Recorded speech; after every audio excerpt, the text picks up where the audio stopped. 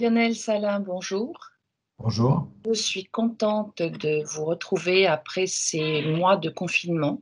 Mhm. On enregistre actuellement des vidéos justement pour reprendre contact avec les libraires dans la mesure où votre livre, livré en mars, alors qu'on nous a tous enfermés et fermé nos librairies le 19, votre livre, comme celui de beaucoup de vos confrères, n'a pas eu la visibilité qu'il mérite.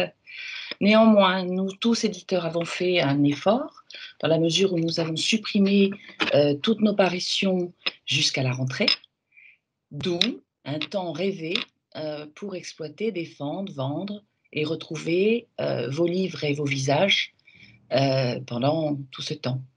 Ouais. Donc j'avais moi envie, bien sûr, je vois que vous avez votre livre derrière posé sur votre bureau. Moi, voilà, il est là.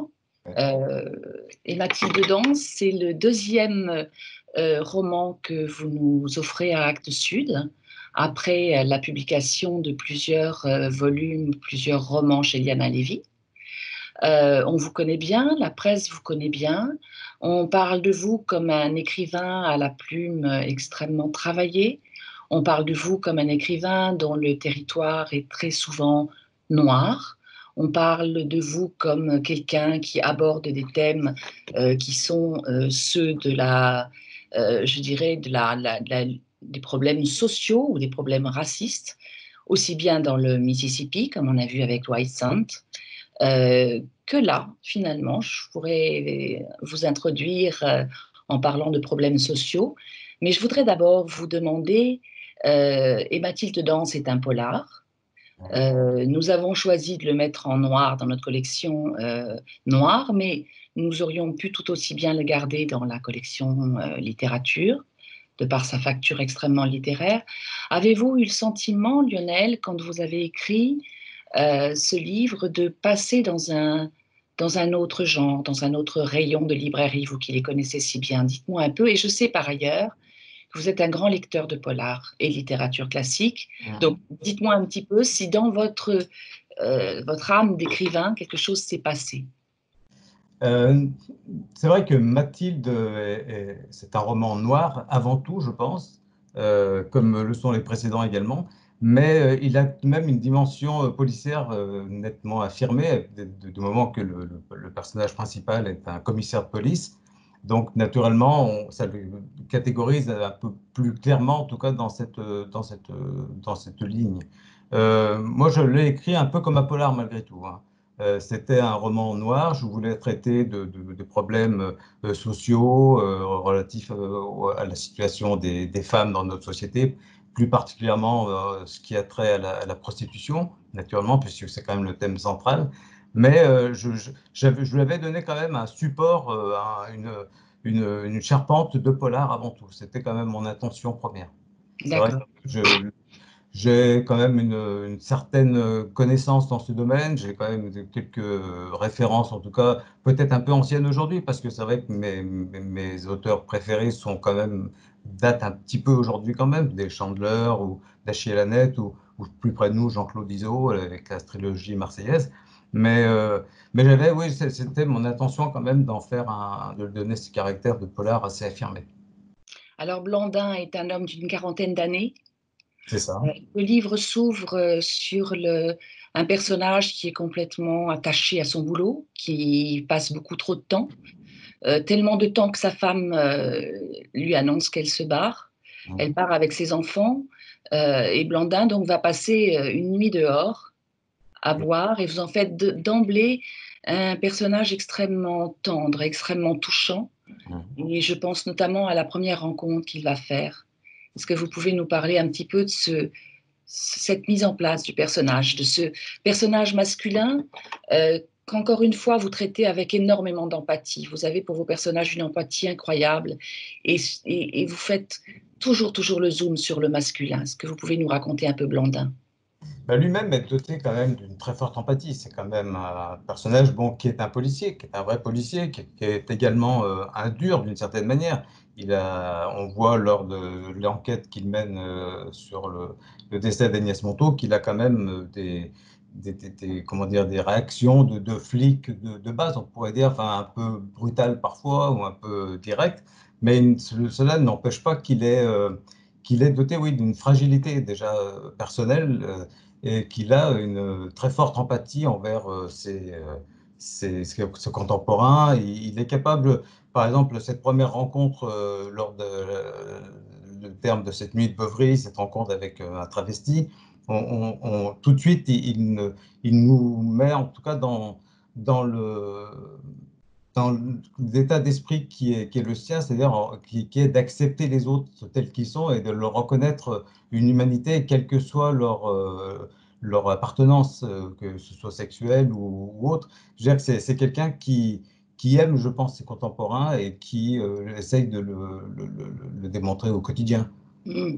Je pense, Ce qui n'est pas toujours ce qu'on trouve quand il s'agit de flics, aussi bien dans la littérature qu'au cinéma ou dans les séries. On a là quelqu'un qui est extrêmement humain. Alors Agnès Montaut, donc, il va passer la nuit à boire pour essayer d'oublier son présent immédiat. Et le lendemain, son collègue va l'appeler sur une scène de meurtre, une scène, on ne sait pas, et le voilà parti. oui, c'est décès d'une personne sur un parking de la commune qu'il gère, en tout cas en tant que commissaire de police. Et une jeune femme est retrouvée morte au volant de sa voiture sur le parking en question.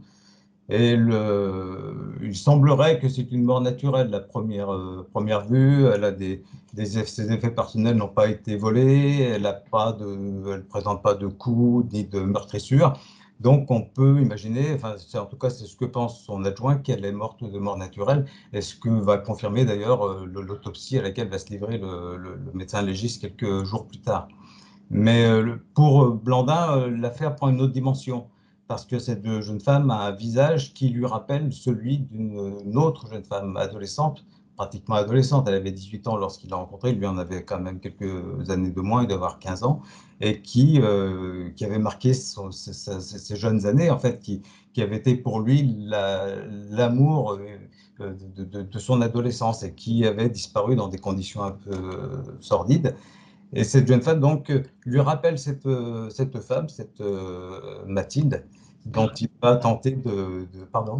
Ne racontez pas tout. Voilà. Et Voilà, alors là, les lecteurs retrouveront la virtuosité qui est la vôtre, justement, à repartir dans l'enfance et à travailler des personnages dans la réminiscence, dans la beauté d'un passé perdu. C'est presque, je dirais, le début, je dirais, le, le moment où l'histoire bascule.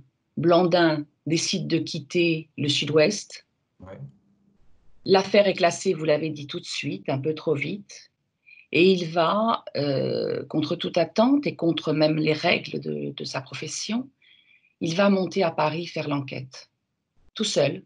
Ouais, et d'ailleurs, ça démontre que c'est un bon flic, parce que cette enquête est quand même particulièrement complexe, et cette enquête, il va la mener seul, hors des règles de procédure, sans l'appui de la hiérarchie, et comme il le dit lui-même, sans ce sésame, ce passe-partout qui est la carte tricolore policière.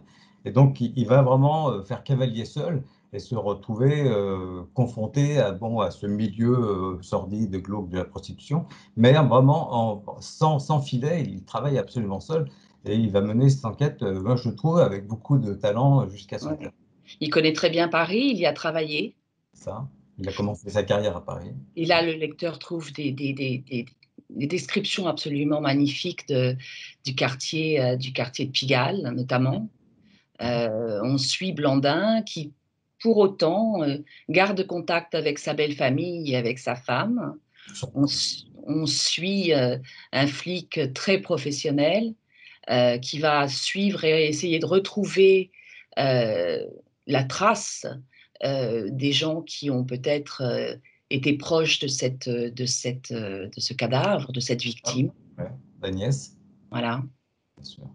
Alors, je trouvais, moi, en tant qu'éditrice, qu'il y avait là un travail sur le féminin actuellement. Et on a souvent parlé tous les deux de cette époque de MeToo, où les femmes prennent la parole. Et j'ai trouvé tellement fort sensible et encore une fois, sur le plan littéraire, virtuose, que cette parole que vous donniez à vos personnages, à vos prostituées, à toutes ces filles de la nuit qui vendent leur âme, parce que c'est vraiment ça que vous cherchez à dire. Ce sont des filles qui rêvaient d'être danseuses, qui rêvaient d'être actrices, et puis qui n'ont pas forcément eu la chance. C'est bien ça que vous Ils ont faites. échoué dans tous les sens du terme, bien sûr. Ouais. Oui, ce sont des jeunes femmes dont on a brisé les rêves, enfin, qui se sont peut-être brûlées elles-mêmes les ailes un peu trop rapidement en imaginant que le monde du spectacle allait leur ouvrir les bras, mais en tout cas qui se sont perdues et qui ont été évidemment utilisées beaucoup par les proxénètes ou les clients, parce que moi j'ai un peu de mal aussi avec la conception de la prostituée qui est là pour assouvir les besoins des hommes. Ça, c'est quelque chose qui pose un gros problème depuis très longtemps. Mm. Parce que c'est pas un objet. Une prostituée, c'est avant tout une femme, un être humain. Et je trouve que ce statut d'objet qu'on lui a attribué depuis quasiment le début du monde est assez ignoble, quoi, d'une certaine manière. Et c'est des choses qui me marquent depuis l'adolescence. J'ai toujours été troublé par ça. Mm. Bon, j'ai jamais eu recours au service des prostituées. J'ai Mhm. jamais envisagé même, ne serait-ce que de franchir le pas. J'aurais eu le sentiment, en fait, de m'avilir moi-même en faisant. Mais donc, c'est quelque chose qui m'a toujours habité, en tout cas, cette idée que les prostituées étaient des victimes avant tout. C'est quelque chose qui m'accompagne depuis toujours. La force des écrivains, un écrivain comme vous qui avez tant parlé des États-Unis sans jamais y aller Ouais. et qui a fait là des portraits merveilleux sans jamais avoir interviewé les personnages. Non. Lionel, on va s'arrêter là. Je vous remercie beaucoup. Ça s'appelle Et Mathilde danse. C'est sorti en mars. C'est un livre, comme tous les livres de Lionel, extrêmement ambitieux, exigeant et à la fois des véritables invitations dès qu'on ouvre la première page. Je vous dis à bientôt. J'espère que les libraires vont être contents de cette petite présentation.